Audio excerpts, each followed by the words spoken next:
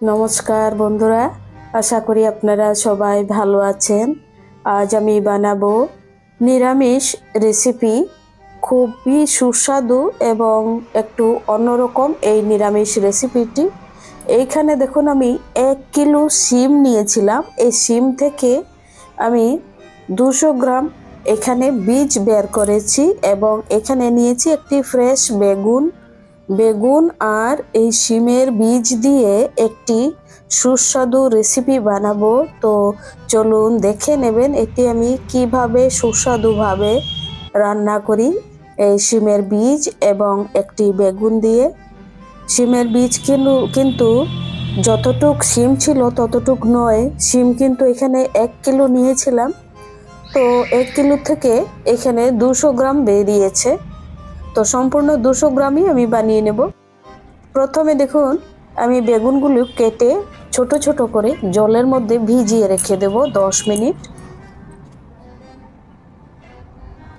এরকমভাবে ছোট ছোট করে কেটে নিচ্ছি একটি বেগুনটিও দেখুন সুন্দর ফ্রেশ একদম। সবজি ফ্রেশ হলে সুন্দর হয় রেসিপি। সবজি ফ্রেশ এবং মশলা সুন্দর হতে হয়। অতিরিক্ত মশলা, খুব বেশি মশলা দিলে আবার ভালো নয়। একদম কম তেল মশলা এবং সবজি ফ্রেশ, দেখবেন দুর্দান্ত রেসিপি হয়। সবগুলো এরকমভাবে আমি কেটে নেব। বেগুন সবগুলো কেটে নিয়েছি ছোট ছোট করে। এবার রেখে দেব 10 মিনিট এই জলের মধ্যে, তাহলে ভাজার সময় আর কালো হবে না। এখন এই শিমের বীজগুলো দেখুন আমি নিয়েছি, এটি খোসা ছাড়িয়ে নেব। এরকমভাবে একটু প্রেস দিলেই খোসাগুলি এরকমভাবে সরে যায়। দেখুন কি সুন্দর খোসাগুলি সরে যাচ্ছে। এই যে এই খোসাগুলি ফেলে দিচ্ছি আমি। দেখুন খোসাগুলি খেলে পেট ব্যথা করবে, তো এর জন্যে আমি খোসাগুলি ফেলে দিচ্ছি। কেউ কেউ আবার পছন্দ করেন না, খোসা সহই রান্না করেন, আমি তো খোসা ফেলে দিচ্ছি।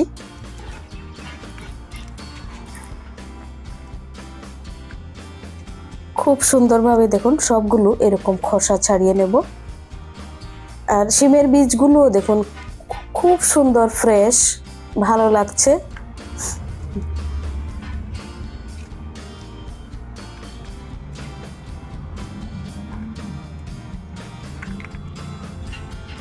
বেশি সময় লাগবে না, কারণ ফ্রেশ যেহেতু বেশি সময় লাগবে না খোসা ছাড়ানো। দেখুন খোসা ছাড়ানো হয়ে গেছে।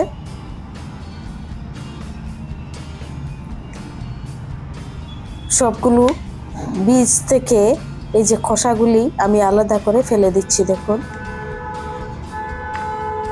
আর মেইন বীজটা এরকম একটি বাসনের মধ্যে আমি নিয়ে নিয়েছি। এখন এটি ভালো করে ধুয়ে আমি 10 মিনিট হালকা সেদ্ধ করে নেব।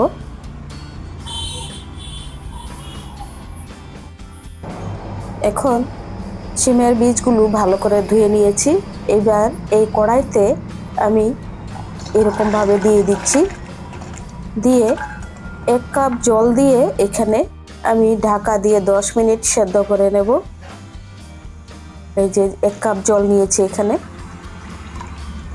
এটি হচ্ছে ফিল্টারের জল দিয়েছি এখানে, তাহলে সেই জলটা আর ফেলতে হবে না। এবার সেদ্ধ করার জন্য লবণ দিয়ে দিলাম আধা চামচ, তারপর দিয়ে দিচ্ছি আধা চামচ হলুদ। সুন্দর কালার হবে, সুন্দর সেদ্ধ হবে। এবার ঢাকা দিয়ে দিচ্ছি 10 মিনিটের জন্যে। 10 মিনিট হয়ে গেছে, খুব সুন্দরভাবে সেদ্ধ হয়েছে। সম্পূর্ণ ভাঙেও নি, ভাঙলে তো ভালো লাগবে না, দেখতেও ভালো লাগবে না। এই যে দেখুন দারুণ সুন্দর সেদ্ধ হয়েছে। এই যে খুব সুন্দর সেদ্ধ হয়ে গেছে 10 মিনিটে, একদম মিশমিশা হয়েছে, মাখো মাখো।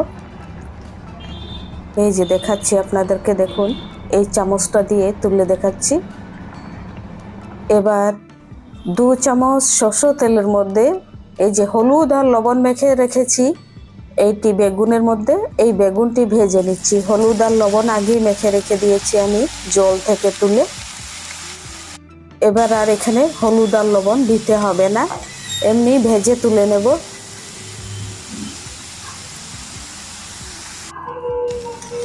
বেগুন ভাজা হয়ে গেছে, দেখুন খুব সুন্দর ঝরঝরে ভাজা হয়েছে। এবার এগুলি তুলে নেব।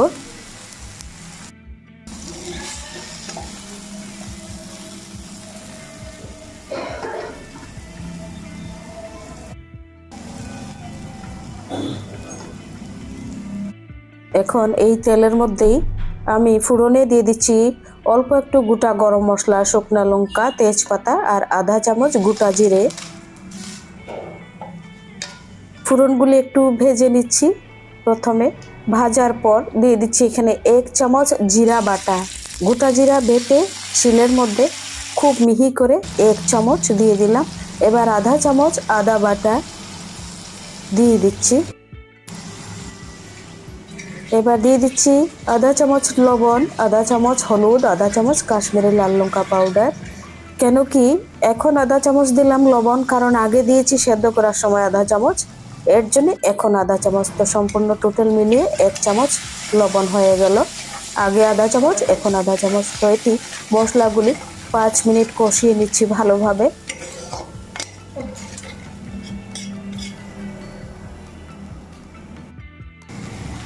মশলা কষানো হয়ে গেছে, দেখুন খুব ভালোভাবেই কষানো হয়েছে, সুন্দর একটি গন্ধ বেরিয়েছে।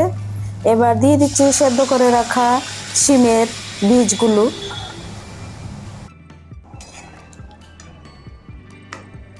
এবার 5 মিনিট জাল করব, এটি জাল করে 5 মিনিট রান্না করে নিচ্ছি, আরও বেশি সময় লাগবে না, 5 মিনিট। এবার দিয়ে দিচ্ছি 3টি কাঁচা লঙ্কা চিড়ে, তারপর দিয়ে দিচ্ছি আধা চামচ চিনি। এবার দিয়ে দিচ্ছি ভেজে রাখা বেগুনগুলো।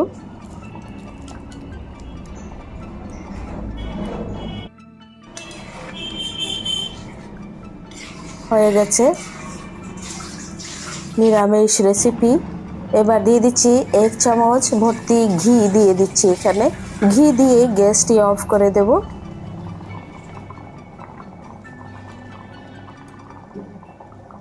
গ্যাসটি অফ করার পর দিয়ে দেব খুব সুন্দর সেন্টেড লেবুর পাতা, খুব গন্ধরাজ লেবুর পাতা দিয়ে আমি গ্যাসটি যখন অফ করব তখন দেব গন্ধরাজ লেবুর পাতা। গ্যাসটি অফ করার পর দিয়ে দিচ্ছি গন্ধরাজ লেবুর পাতা। আপনাদের যদি রেসিপিটি ভালো লেগে থাকে চ্যানেলটি সাবস্ক্রাইব করবেন, লাইক করবেন, শেয়ার করবেন, কমেন্ট করে জানাবেন কেমন লেগেছে আপনাদের এই রেসিপিটি। আর এরকম অবশ্যই বানাবেন, আমার রিকোয়েস্ট আপনাদের কাছে। অসাধারণ রেসিপি, অসাধারণ নিরামিষ রেসিপিটি। এটি রুটি, লুচি, ভাত যে কোনো কিছুর সাথেই দুর্দান্ত লাগবে খেতে। অসম্ভব টেস্টি এই রেসিপিটি।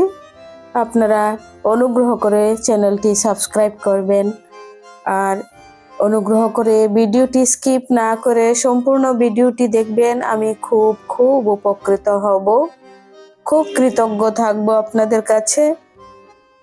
আমার প্রচণ্ড শরীর খারাপ, তাও আমি ভিডিও বানাচ্ছি, তার মধ্যে যদি ভিউজ কম হয় আরও কষ্ট হয় মনে।